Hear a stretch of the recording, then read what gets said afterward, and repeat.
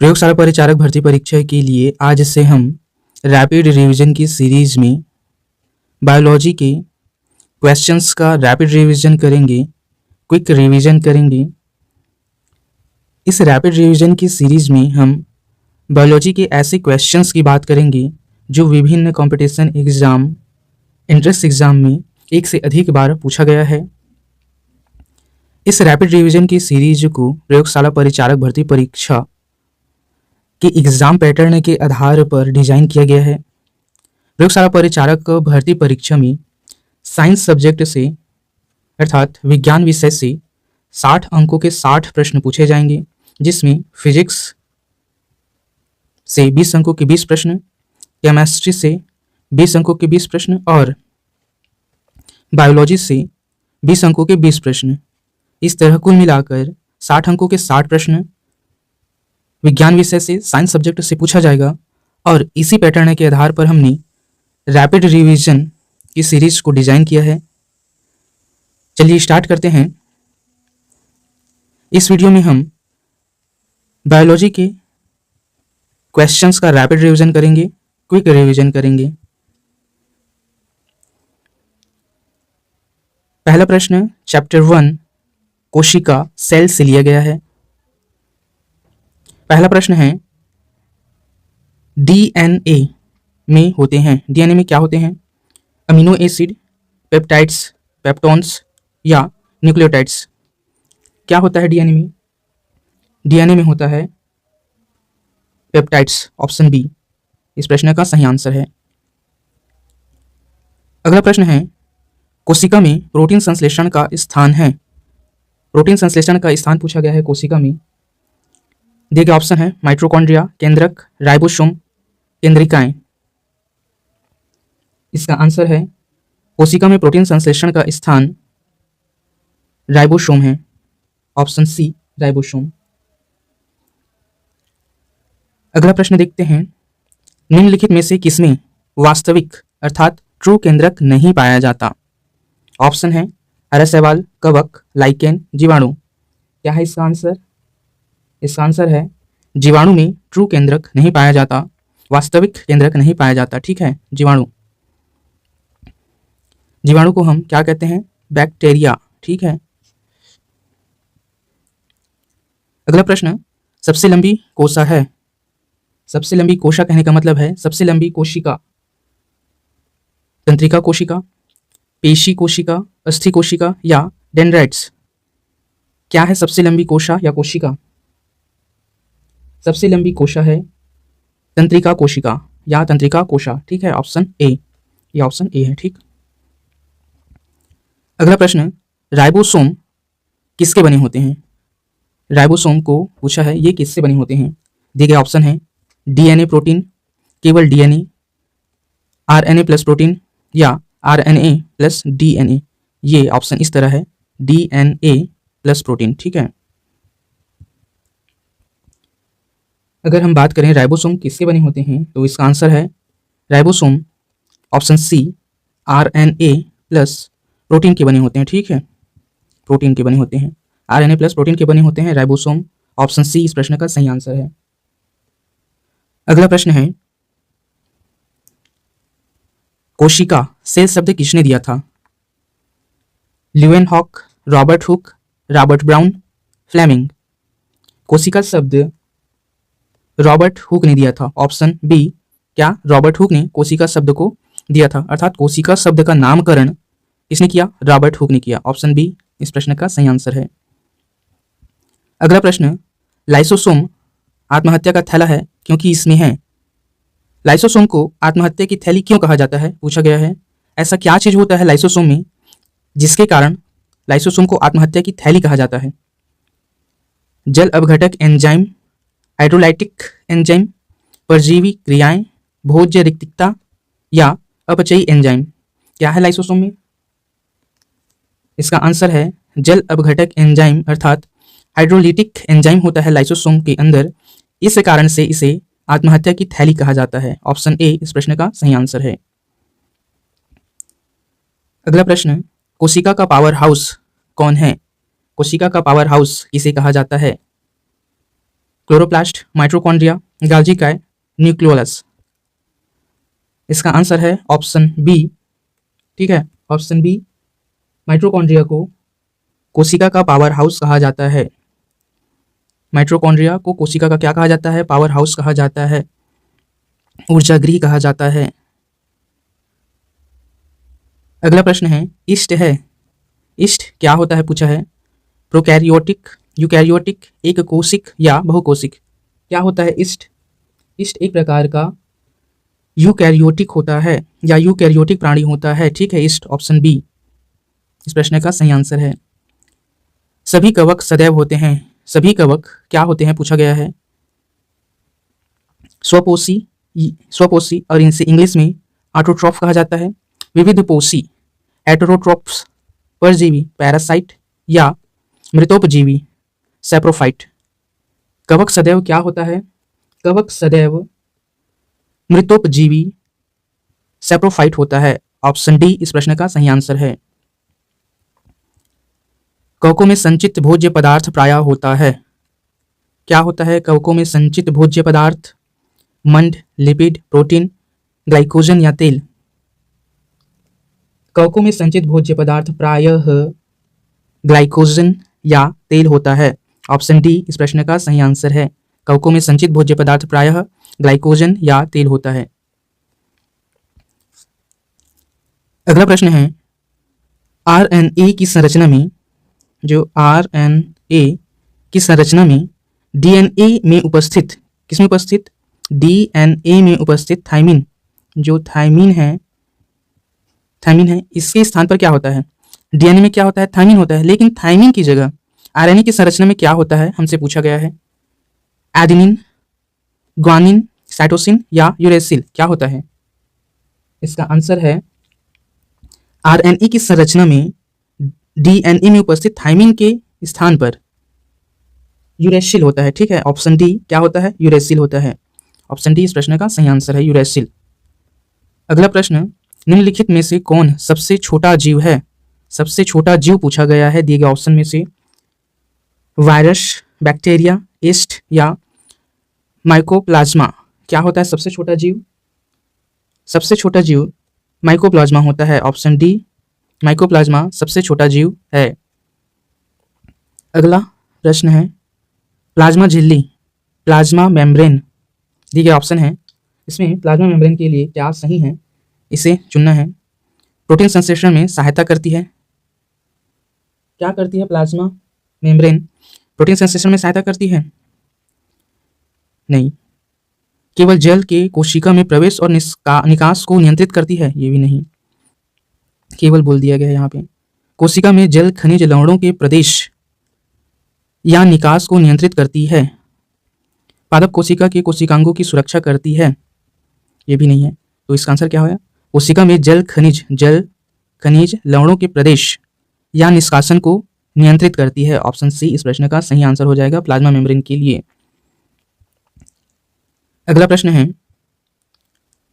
Electron सूक्ष्मदर्शी की उच्चतम आवर्धन मैग्निफिकेशन होता है, जो इलेक्ट्रॉन माइक्रोस्कोप होता है। ठीक है, इसकी हाईएस्ट मैग्निफिकेशन कितना होता है पूछा गया है। इसका आंसर है इलेक्ट्रॉन माइक्रोस्कोप का हाईएस्ट मैग्निफिकेशन 2 लाख गुना होता है। ठीक है, किसी ऑब्जेक्ट को यह 2 लाख गुना, ठीक है, 2 लाख गुना करके दिखा सकता है। ठीक है, इलेक्ट्रॉन सूक्ष्मदर्शी। ऑप्शन डी इस प्रश्न का सही आंसर है। 1 एंगस्ट्रॉम बराबर होता है, 1 एंगस्ट्रॉम, यदि आपने पिछले की वीडियो को देखा होगा तो 1 एंगस्ट्रॉम कितना होता है, इसका आंसर आपको पता है। ठीक है, चलिए इसका आंसर आप हमें कमेंट में दीजिए।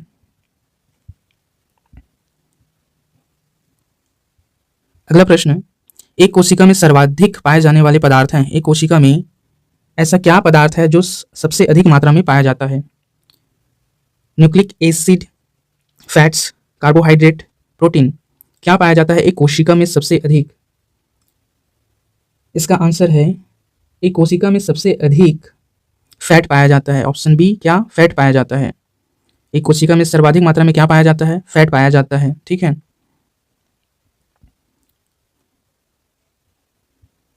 अगला प्रश्न है, कोशिका सिद्धांत सेल थ्योरी 1839 में प्रतिपादित किया। 1839 में जो सेल थ्योरी था वो किसने प्रतिपादित किया था, किसने प्रस्तुत किया था? इसका आंसर है जो कोशिका सिद्धांत है, सेल थ्योरी है, इसे 1839 में स्लीडेन एवं स्वान ने प्रस्तुत किया था। ठीक है, ऑप्शन सी, स्लीडेन एवं स्वान ने प्रस्तुत किया था इस सेल थ्योरी का सिद्धांत को। ठीक है, ऑप्शन सी, स्लीडेन एवं स्वान। इंपॉर्टेंट क्वेश्चन है, इसमें आपको वर्ड्स याद होना चाहिए, थ्योरी याद होना चाहिए। ठीक है, और किसने प्रस्तुत किया था? स्लीडेन एवं स्वान ने प्रस्तुत किया था। ये तीनों याद होने चाहिए। कभी आपको नाम दिया जाएगा स्लीडेन एवं स्वान और आपसे पूछा जाएगा कौन सी थ्योरी प्रस्तुत किया गया था इनके द्वारा। ठीक है, कभी आपको सेल थ्योरी और इनके प्रतिपादनकर्ता का नाम दिया गया होगा, लेकिन आपको क्या पूछा जाएगा? ईयर पूछा जाएगा, सन पूछा जाएगा, कुछ भी पूछ सकता है। ऐसे इंपॉर्टेंट क्वेश्चंस का आपको हर एक पार्ट, हर एक हिस्सा याद होना चाहिए। अगला प्रश्न है, पादप कोशिका में जंतु कोशिका से भिन्नता के लिए, जो पादप कोशिका है और जंतु कोशिका है, इनमें भिन्नता के लिए निम्नलिखित में से एक लक्षण प्रमुख है। ऐसा एक लक्षण क्या है जो पादप कोशिका को जंतु कोशिका से अलग करता है, यह पूछा है। दिए गए ऑप्शन है, सभी पादप कोशिकाओं में क्लोरोफिल होता है। सभी पादप कोशिकाओं में क्या क्लोरोफिल होता है? इसका आंसर है नहीं। पादप कोशिकाओं में केवल स्मूथ ईआर होता है। स्मूथ ईआर कहने का मतलब है स्मूथ एंडोप्लाज्मिक रेटिकुलम। क्या ये ऑप्शन सही है? पादप कोशिका को जंतु कोशिका से अलग करने के लिए ये भी क्या है? गलत है। पादप कोशिकाओं की कोशाभित्ति किससे बनी होती है? सेलुलोज की बनी होती है। ठीक है, ये बिल्कुल सही है। ठीक है, सभी पादप कोशिकाओं की जो कोशिका भित्ति होती है, कोशाभित्ति होती है, वो सेलुलोज की बनी होती है। ठीक है, ये एक मेन डिफरेंस है पादप कोशिका और जंतु कोशिका में। ऑप्शन सी इस प्रश्न का सही आंसर हो जाएगा। अगला प्रश्न है, यदि कोशिका के राइबोसोम्स क्या हो जाते हैं? नष्ट कर दिए जाएं तो क्या होगा? ऑप्शन है, प्रकाश संश्लेषण नहीं होगा, श्वसन नहीं होगा, वसा संचय नहीं होगा, प्रोटीन संश्लेषण नहीं होगा। यदि कोशिका से क्या खत्म कर दिया जाए? नष्ट कर दिया जाए, राइबोसोम को नष्ट कर दिया जाए, तब क्या कंडीशन उत्पन्न होगी? इसका आंसर है, यदि कोशिका के राइबोसोम नष्ट कर दिए जाएं तो प्रोटीन संश्लेषण नहीं होगा। ऑप्शन डी, प्रोटीन संश्लेषण नहीं होगा यदि कोशिका से क्या खत्म कर दिया जाए? राइबोसोम को नष्ट कर दिया जाए, खत्म कर दिया जाए। ठीक है, ऑप्शन डी इस प्रश्न का सही आंसर है। न्यूक्लिक अम्ल किसमें होते हैं? न्यूक्लिक अम्ल किसमें पाया जाता है? पूछा गया है। केंद्रक, कोशिका द्रव्य, केंद्रक और कोशिका द्रव्य दोनों में, या केंद्रक और राइबोसोम दोनों में? किसमें न्यूक्लिक अम्ल पाया जाता है? इसका आंसर है, केंद्रक और कोशिका द्रव्य दोनों में न्यूक्लिक अम्ल पाया जाता है। ऑप्शन सी इस प्रश्न का सही आंसर है। अगला प्रश्न, आरएनए का मुख्य कार्य, जो आरएनए है ये, इसका मुख्य कार्य क्या है? पाचन क्रिया में सहायता करना, प्रोटीन संश्लेषण में सहायता करना, या पाचन क्रिया और प्रोटीन संश्लेषण दोनों में सहायता करना है? अंतिम ऑप्शन है इनमें से कोई नहीं। आरएनए का मुख्य कार्य प्रोटीन संश्लेषण में क्या करना है? सहायता करना है। ऑप्शन बी, प्रोटीन संश्लेषण में सहायता करना आरएनए का मुख्य कार्य होता है।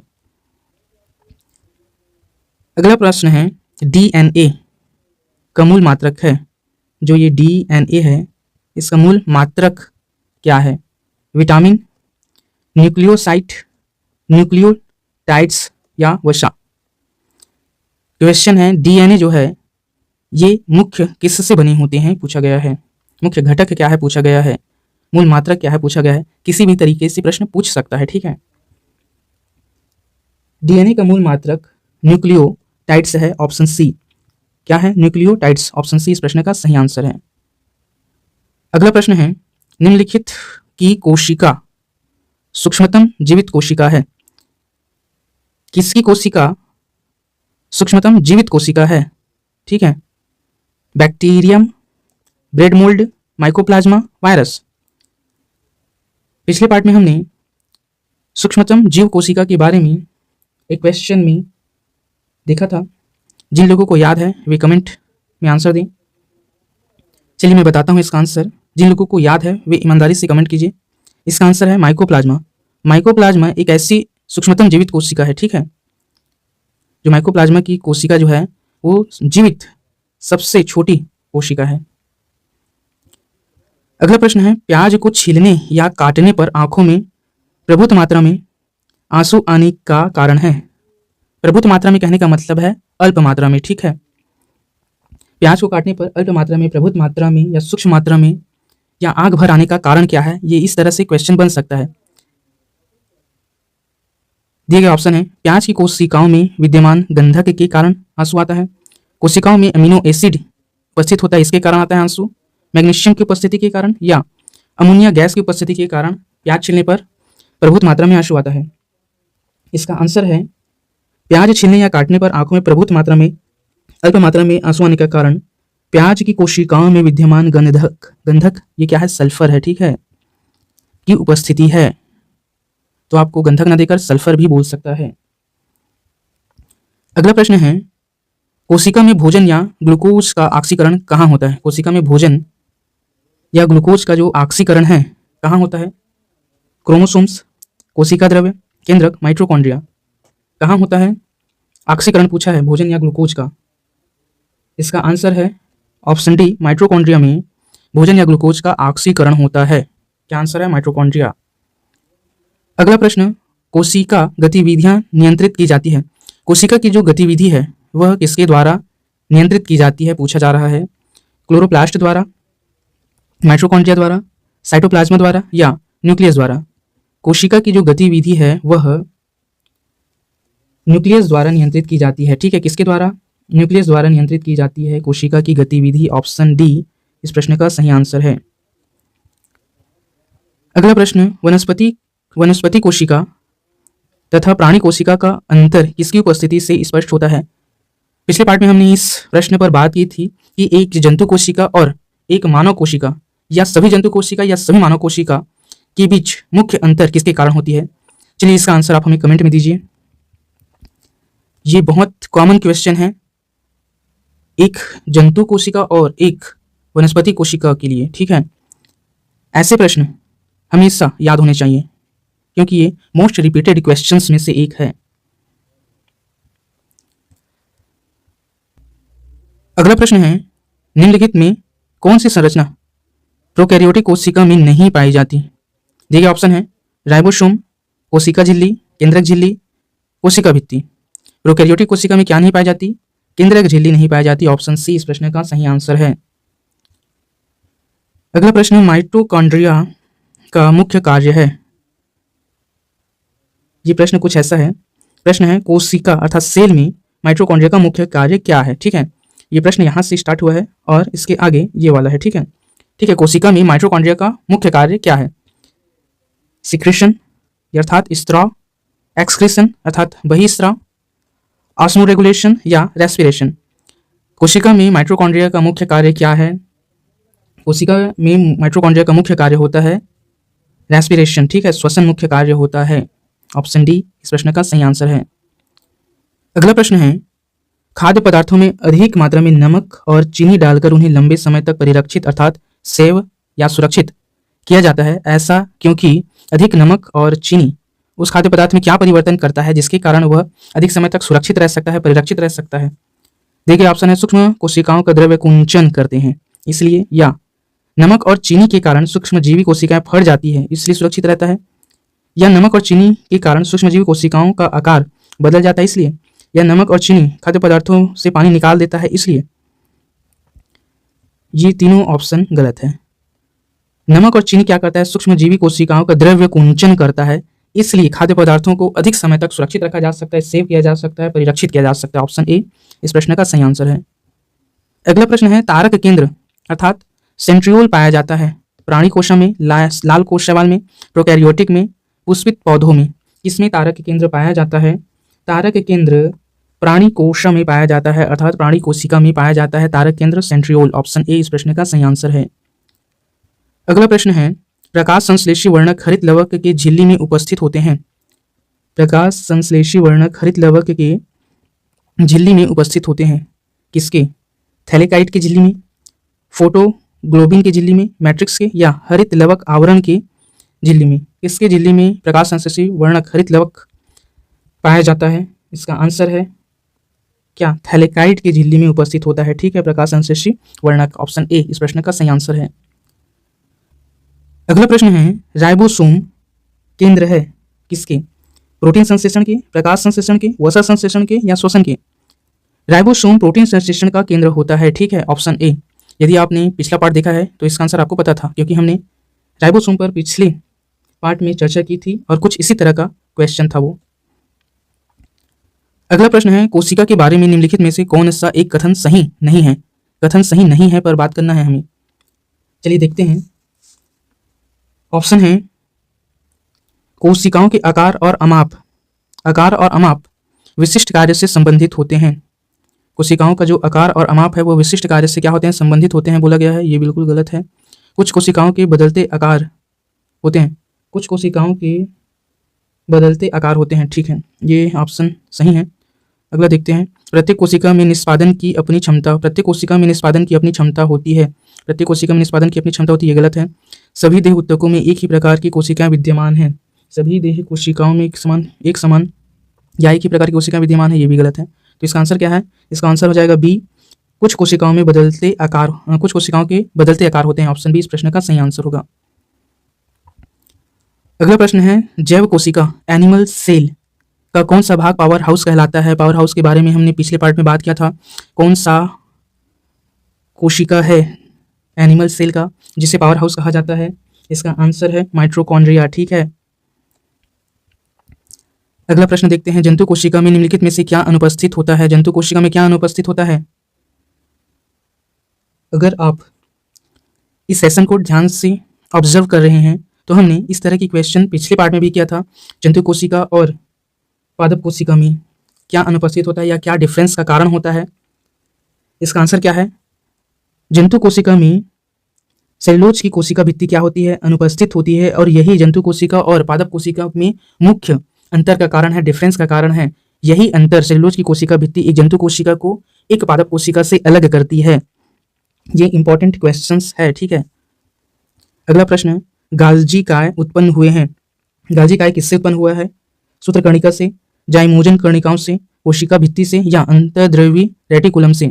इस अंतर्द्रव्यी रेटिकुलम से किससे उत्पन्न हुआ है क्या गाल्जी काय? इसका आंसर है ऑप्शन डी, अंतर्द्रव्यी रेटिकुलम से उत्पन्न हुआ है क्या गोल्जी काय, ठीक है।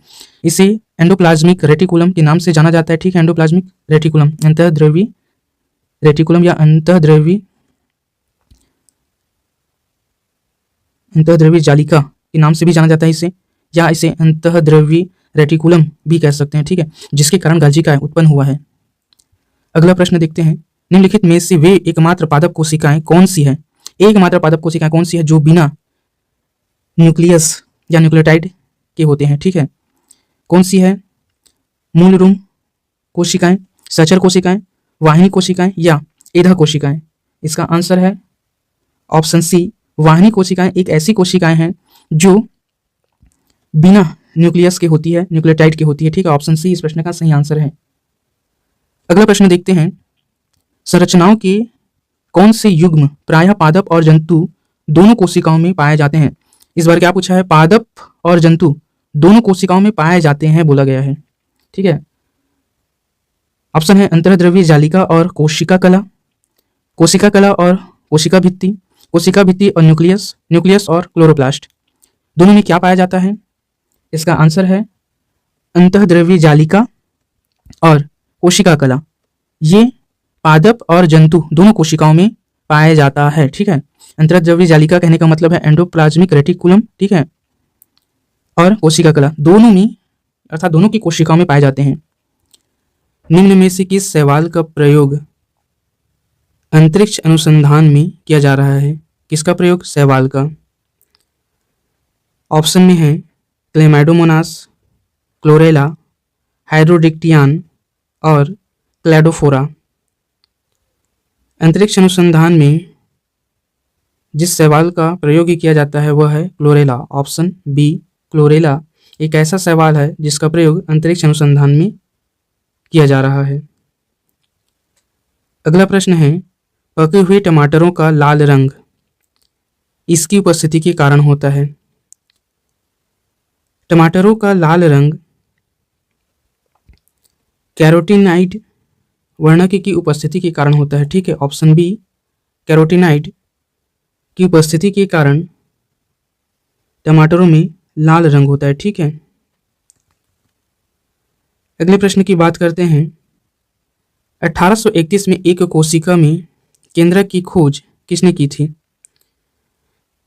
केंद्रक की खोज किसने की थी?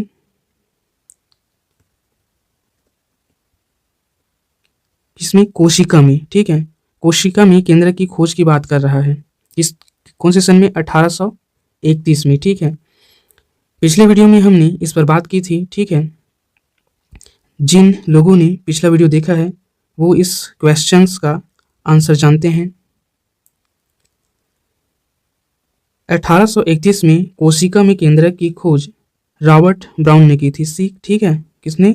रॉबर्ट ब्राउन ने 1831 में कोशिका में केंद्रक की खोज की थी। अगला प्रश्न है, सेलुलोज भित्ति किसके सेलों में पाई जाती है? सेलुलोज भित्ति, हमने सेलुलोज भित्ति पर भी बात की है। सेलुलोज भित्ति पौधों की कोशिका में पाई जाती है। ठीक है, अगला प्रश्न है, डंबेलाकार द्वार कोशिकाएं, डंबल आकार की जो द्वार कोशिकाएं हैं वो किसमें पाई जाती है? पूछा गया है। मूंगफली में, चना में, गेहूं में, आम में। इन चारों ऑप्शन में से किसमें डंबल आकार की द्वार कोशिकाएं पाई जाती है? गेहूं में डंबल आकार की द्वार कोशिकाएं पाई जाती है। ठीक है, ऑप्शन सी गेहूं में। अगला प्रश्न है, कोशिका किसके कारण स्फीति हो जाती है? जीव द्रव्य कुंचन के कारण, बहिःपरासरण के कारण, अंतःपरासरण के कारण या विसरण के कारण? इसका आंसर है कोशिका अंतःपरासरण के कारण स्फीति हो जाती है या स्फीत हो जाती है। ठीक है, किसके कारण? अंतःपरासरण के कारण कोशिका स्फीति हो जाती है या स्फीत हो जाती है। ऑप्शन सी इस प्रश्न का सही आंसर है। अगला प्रश्न है, अतिवर्धन का अर्थ है, अतिवर्धन का क्या अर्थ है? पूछा गया है। अतिलोलुपतापूर्ण खानपान, कोशिकाओं की संख्या में असामान्य वृद्धि, किसी कोशिका के आकार में वृद्धि या पेशी की अत्यधिक गतिशीलता। अतिवर्धन का अर्थ है कोशिकाओं की संख्या में असामान्य वृद्धि, अतिवर्धन का अर्थ है। ठीक है, अतिवर्धन का मतलब है अत्यधिक वृद्धि। अत्यधिक वृद्धि के लिए असामान्य वृद्धि का प्रयोग किया गया है किसी कोशिकाओं की संख्या में। ठीक है, जैसे कैंसर की जो कोशिकाएं होती है वह असामान्य रूप से वृद्धि करती है। ठीक है, अगला प्रश्न, सबसे छोटा जीव जो स्वयं विकास एवं प्रजनन करने में समर्थ है पूछा गया है। वह कौन सा छोटा जीव है जो स्वयं विकास एवं प्रजनन दोनों कर सकता है या दोनों करने में सक्षम है? वह कौन सा है? ऑप्शन है विषाणु अर्थात वायरस, जीवाणु अर्थात बैक्टीरिया, माइकोप्लाज्मा और बैक्टीरियोफेज। इसका आंसर क्या है ये आप हमें कमेंट में दीजिए, क्योंकि इस पर हमने पिछले 2-3 वीडियो में बात की है कि वह छोटा सा जीव या कोशिका कौन सी है जो सबसे छोटा जीवित कोशिका है। ठीक है, इस तरह हमने पिछले पार्ट 1, पार्ट 2 इन दोनों में इस प्रश्न से संबंधित बात की है, जानकारी दी है। तो मुझे उम्मीद है कि आप सभी इसका आंसर अवश्य कमेंट में देंगे।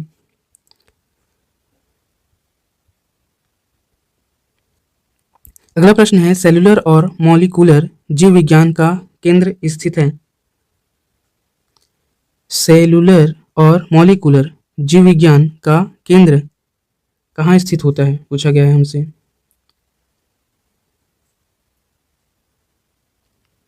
नई दिल्ली में, पटना में, जयपुर में, हैदराबाद में। कहाँ है सेलुलर और मॉलिक्यूलर जीव विज्ञान का केंद्र?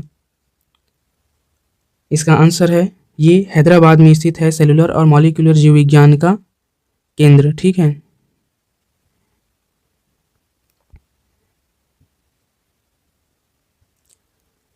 जीवन की मूलभूत इकाई क्या है? जीवन की मूलभूत इकाई क्या होती है? जीवन की जो मूलभूत इकाई है वह सेल है, कोशिका है। इसका आंसर हम सभी जानते हैं। अगला प्रश्न है, मानव शरीर में मौजूद निम्नलिखित कोशिकाओं में से किसमें माइटोकॉन्ड्रिया नहीं पाया जाता? माइटोकॉन्ड्रिया किसमें नहीं पाया जाता पूछा गया है। दिए गए ऑप्शन है लाल रक्त कर्णिकाओं में, यकृत कोशिका में, मांसपेशी कोशिका में या श्वेत रक्त कोशिका में।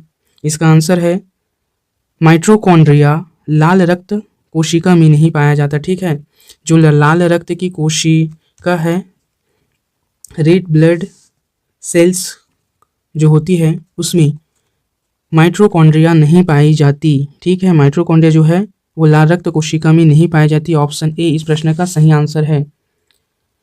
अगला प्रश्न है कंसंट्रेशन ग्रेडियंट के खिलाफ कोशिका की हलचल को क्या कहा जाता है? सक्रिय परिवहन, प्रसार, विपरीत प्रसारण या प्रसारण। इसका आंसर है कंसंट्रेशन ग्रेडियंट के खिलाफ कोशिका की हलचल को सक्रिय परिवहन कहा जाता है। ठीक है, ऑप्शन ए इस प्रश्न का सही आंसर है। अगला प्रश्न, सबसे बड़ी मानव कोशिका कौन सी है? जिगर, प्लीहा जिसे स्प्लीन कहा जाता है, त्वचा या ओवम। इसका आंसर है सबसे बड़ी मानव कोशिका ओवम है। ठीक है, आंसर ऑप्शन डी है, ओवम सबसे बड़ी मानव कोशिका है। अगला प्रश्न है निम्नलिखित में से कौन सा कोशिका अंग ऑर्गन सेल्स पादप कोशिका में पाया जाता है किंतु पशु कोशिका में नहीं पाया जाता? ऑप्शन है क्लोरोप्लास्ट, एंडोप्लाज्मिक रेटिकुलम, माइटोकॉन्ड्रिया या राइबोसोम। इसका आंसर है क्लोरोप्लास्ट कोशिका अंग ऑर्गन सेल पादप कोशिका में पाया जाता है किंतु पशु कोशिका में नहीं पाया जाता। क्या चीज है? क्लोरोप्लास्ट है। ऑप्शन ए इसका आंसर है। अगला प्रश्न है कवक की कोशिका भित्ति किससे बनी होती है? किसकी कोशिका भित्ति? कवक की कोशिका भित्ति। सेलुलोज, काइटिन, हेमीसेलुलोज या लिग्निन। किसकी बनी होती है कवक की कोशिका भित्ति? कवक की कोशिका भित्ति काइटिन की बनी होती है। ऑप्शन बी इस प्रश्न का सही आंसर है। अगला प्रश्न है सितारों में प्लाज्मा बनने का कारण है। जो सितारे होते हैं, स्टार्स होते हैं, उसमें प्लाज्मा बनने का कारण पूछा है। ठीक है, प्लाज्मा को चौथी अवस्था माना जाता है किसी पदार्थ की। ठीक है, किसी पदार्थ की जो चौथी अवस्था होती है उसे क्या माना गया है? प्लाज्मा माना गया है। चलिए देखते हैं किसे पदार्थ की तीनों अवस्थाओं का नाम पता है। चलिए कमेंट कीजिए पदार्थ की तीनों अवस्थाओं का नाम। चौथी अवस्था का नाम हमने बता दिया, क्या है? प्लाज्मा है। ठीक है, अगर हम प्रश्न पर आते हैं सितारों में प्लाज्मा बनने का कारण उच्च दाब, कम तापमान, कम दाब, उच्च तापमान। क्या है आंसर? सितारों में प्लाज्मा बनने का कारण है उच्च तापमान। ऑप्शन डी उच्च तापमान सितारों में प्लाज्मा बनने का कारण होता है। अगला प्रश्न है एक बहुकोशिकीय जीव है। कौन सा जीव? बहुकोशिकीय जीव पूछा गया है। दिए गए ऑप्शन है एगेरिकस, साइनोबैक्टीरिया, माइकोप्लाज्मा, पैरामीशियम। इनमें से कौन एक बहुकोशिकीय जीव है? इसका आंसर है एगेरिकस एक बहुकोशिकीय जीव है। ऑप्शन ए एगेरिकस एक बहुकोशिकीय क्या है? एक जीव है। ठीक है, अगला प्रश्न है किसे कोशिका ऑर्गेनेल का कोशिका मास्टर कहा जाता है?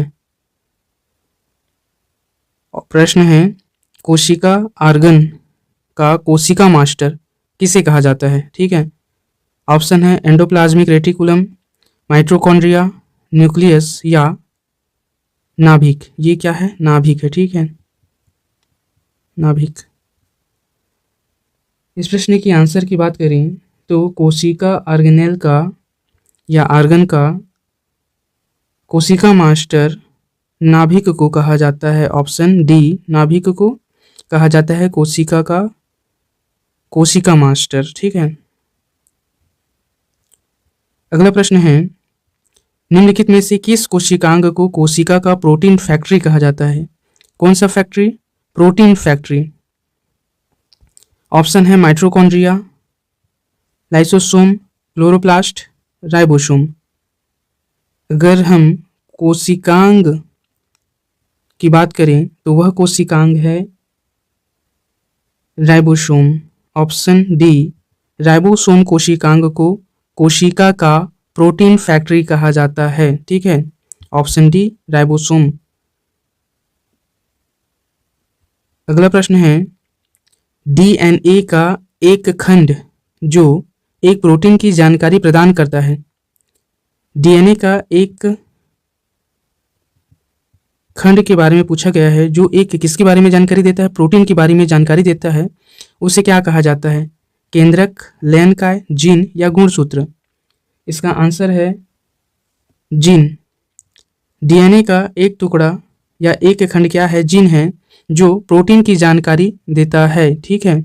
मधुमक्खी के डंक का इलाज करने के लिए खालिस्तान के घोल का उपयोग किया जाता है। ये घोल है नींबू के रस का, मिल्क का, सिरका का या बेकिंग सोडा का? इसका आंसर है मधुमक्खी के डंक के इलाज करने के लिए दूध अर्थात मिल्क के घोल का उपयोग किया जाता है। ऑप्शन बी, मिल्क अर्थात दूध के घोल का क्या किया जाता है? उपयोग किया जाता है मधुमक्खी के डंक के इलाज करने के लिए। ठीक है। अगला प्रश्न है, खालिस्तान कार्क सेल में मौजूद एक रसायन है जो उनमें गैसों और पानी के प्रवेश को रोकता है। कार्क के सेल में मौजूद एक रसायन का नाम पूछा है जो उसमें गैस और पानी के प्रवेश को रोकता है। दिए गए ऑप्शन है क्यूटिन, सैफरेनिन, सुबेरिन या काइटिन? इसका आंसर है सुबेरिन। वह रसायन है जो कार्क के सेल में मौजूद होता है। ठीक है। ये सुबेरिन क्या करता है? उसमें गैसों और पानी के प्रवेश को क्या करता है? रोकता है। ठीक है। ऑप्शन सी सुबेरिन इस प्रश्न का सही आंसर है। अगला प्रश्न है, प्रोटीन की जानकारी प्रदान करने वाले डीएनए के भाग को क्या कहा जाता है? प्रोटीन की जानकारी प्रदान करने वाले डीएनए के भाग को क्या कहा जाता है? पिछले पार्ट में हमने इस पर बात की थी, इस क्वेश्चन पर बात की थी। लगभग इसी तरह की क्वेश्चंस को बनाया गया था पिछले पार्ट में भी।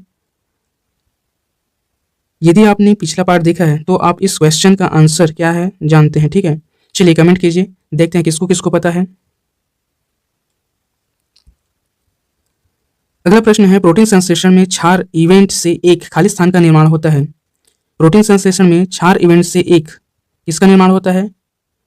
आरएनए प्रति का, डीएनए प्रति का, आरएनए और डीएनए प्रति का या एमआरएनए का?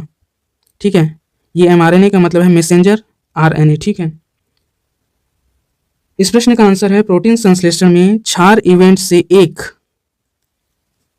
एमआरएनए प्रति का निर्माण होता है, मैसेंजर आरएनए प्रति का निर्माण होता है। ऑप्शन डी इस प्रश्न का सही आंसर है।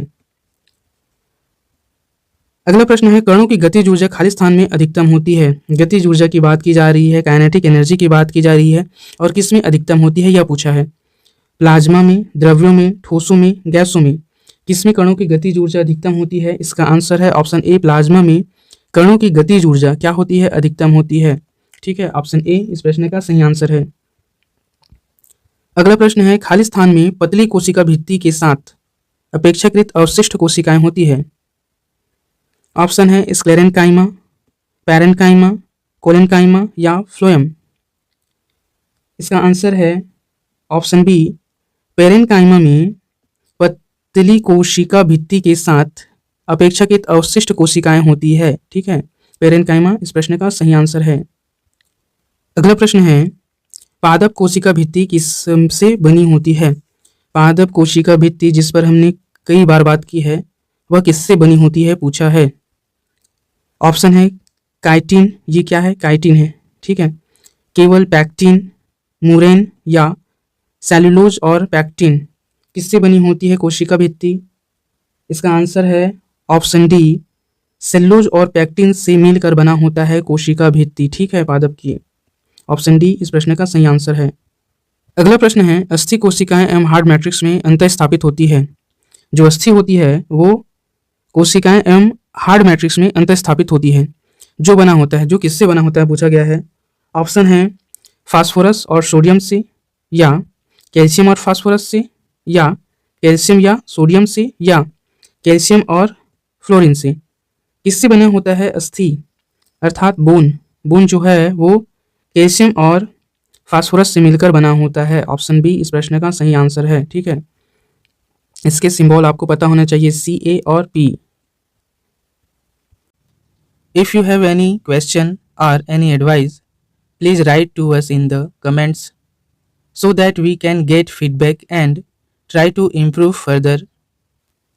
You to support us, subscribe to the channel, turn on the bell icon so that you can get notification for new videos.